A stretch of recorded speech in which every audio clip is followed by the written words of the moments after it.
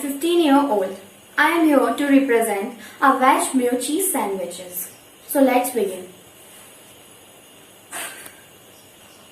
तो यहाँ पर मैंने जो इंग्रेडिएंट्स ले रखे हैं वो मैं बताती हूँ। कैप्सिकम ले रखा है मैंने, टमाटो ले रखा है, अनियन ले रखा है, सॉल्ट ले रखा है और ये ग्रीन चिली ले रखी है। और फिर यहाँ पर चिली सॉस, मेयो और टमाटो केचप और चीज। तो अब मैं यहाँ पर कैप्सिकम डाल रही हूँ, टमाटो, और ऐसे ऐसे करते हुए सभी इंग्रेडिएंट्स को हम लोग मिक्स कर लेंगे।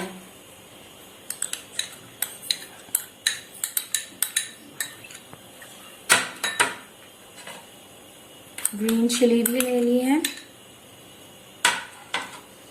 अब इसके बाद इसमें हम लोग ये चिली सॉस ऐड करें। अब चिली सॉस ऐड करने के बाद हम लोग केचप डालेंगे इसमें।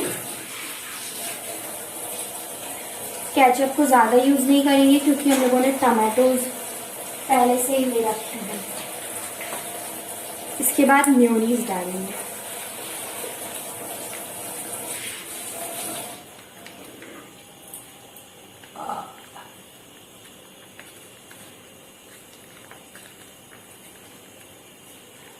ये सब डाल लेने के बाद इनको हम लोग अच्छे से मिक्स करेंगे।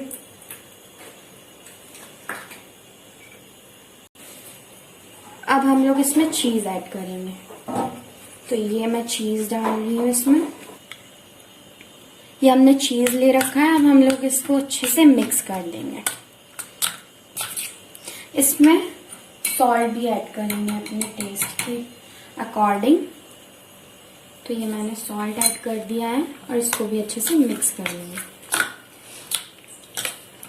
तो ये हमारा बेस रेडी हो चुका है। अब हम इसको फिल करेंगे ब्रेड में।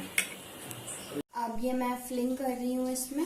तो ऐसे ऐसे करके हम सभी ब्रेड्स में फिलिंग कर देंगे। ये देखिए मैं फिलिंग कर रही हूँ इसमें। अपने बैटर को इसमें अच्छे से लगाना रहता है। ये देखिए मैंने पूरा फिल कर दिया है। और अब इसके ऊपर से ये दूसरा ब्रेड लगा दिया है। तो ऐसे ही करके हम सभी ब्रेड्स में ऐसा कर लेंगे। ये मैंने इसको स्लो फ्लेम पे रखा हुआ है। इसमें बटर लगा दिया है पूरे पैन में। अब इसमें हम अपनी सैंडविचेस रख देंगे। ये मैं सैंडविचेस रख रही हूँ इसमें। बिल्कुल स्लो फ्लेम पे रखेंगे हम गैस को। ये हमारे सैंडविचेस रेडी है पकने के लिए।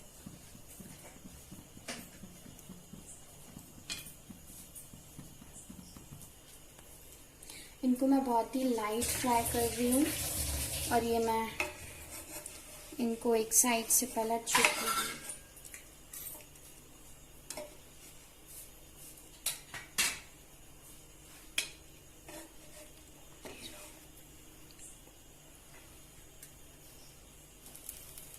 अब मैं इनको सर्व करने वाली हूँ।